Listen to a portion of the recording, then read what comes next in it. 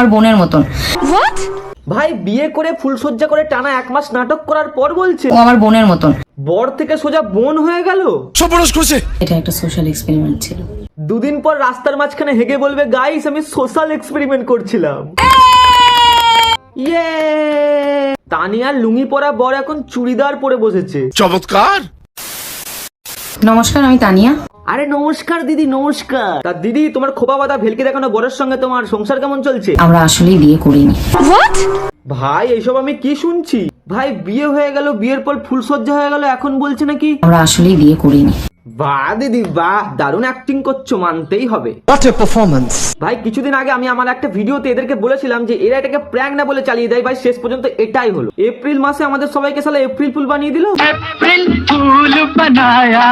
তো বন্ধুরা চলো এবার আমরা দেখবো তানিয়ার পুরনো কিছু ভিডিও যেখানে তানিয়া হাবাতের মতো কান্নাকাটি করছে। যখন আমি ওকে ভালোবাসি, ও আমাকে ভালোবাসে, তাহলে তোমাদের সমস্যাটা কোথায় হচ্ছে? আমাদের কোনো সমস্যা নেই ভাই, বরং সমস্যা তো বড় বড় অ্যাক্টরদের হচ্ছে। কারণ তাদের থেকেও বড় অ্যাক্টর এখন সোশ্যাল মিডিয়ার পর্দায় চলে এসেছে, যারা নাটক করতে পারে, হাউ হাউ করে কান্না করতে পারে পর্দার সামনে।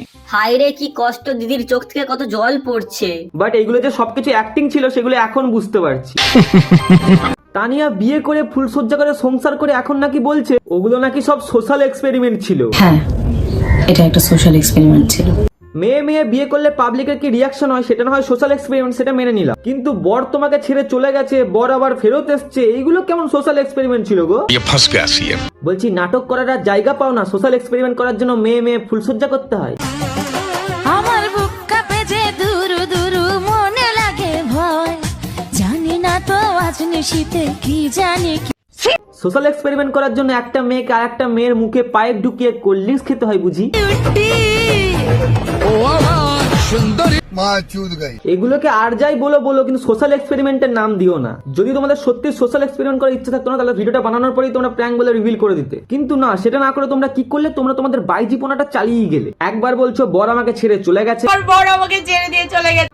হাগো দিদির আমার কি কান্না। বলছি দিদি এরকম কান্নাকাটি নাটক করে কিরকম সোশ্যাল এক্সপেরিমেন্ট সাবিত করতে চাইছো? দুদিন পরে রাস্তার মাঝখানে হেগে বলবে সোশ্যাল এক্সপেরিমেন্ট করছিলাম। রাস্তার মাঝখানে পোঁদ উঁচু করে হাগলে মানুষ রেগে যায় নাকি খুশি হবে, এটা দেখার জন্য এক্সপেরিমেন্ট করছিলাম গাইস। সিরিয়াসলি ভাই, দুদিন পরে এটাও দেখতে পাবো যে রাস্তার মাঝখানে হাগার এক্সপেরিমেন্ট চলছে। বলছি দিদি সকালবেলা তোমার পোদ দিয়ে গু বেরোয় তো নাকি নাটক বেরোয়? তাই আমাদের দুজনের কোথাও না কোথাও মনে হয়েছে যে এই সমাজের জন্য কোথাও একটা ছোট মেসেজ। তা তোমাদের এই নাটক দেখে সমাজ কি মেসেজ পাচ্ছে? সমাজকে ক্যামেরা অন করে লাইভ ফুলসজ্জা দেখানোর মেসেজ দিচ্ছ, তাই তো?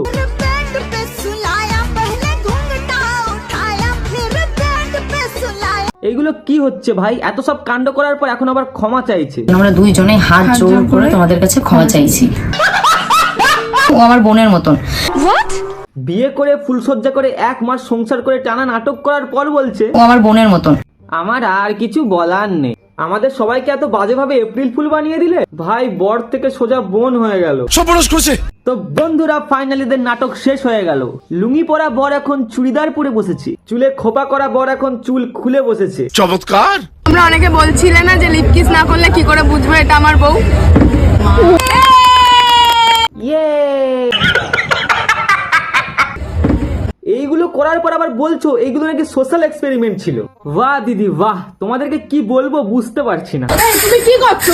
নাটক করছে, ঝাঁট দেওয়ার নাটক। দিদি কিন্তু বেছে বেছে পরিষ্কার জায়গাগুলি ঝাঁট দিচ্ছে। পিছন দিকে যে এত নোংরা পড়ে আছে সেটা দিদির চোখে দেখতে পাচ্ছে না, দিদির চোখে ন্যাবা হয়েছে। যে জায়গাগুলোতে আগেই ঝাঁট দেওয়া হয়ে গেছে সেই পরিষ্কার জায়গাগুলোতে আবার ঝাঁট দিচ্ছে। ভাই আবার সে পরিষ্কার জায়গাতে কে ঝাঁট দেবে সেই নিয়ে মারপিটও আবার কাটাকাটিও লেগে যাচ্ছে।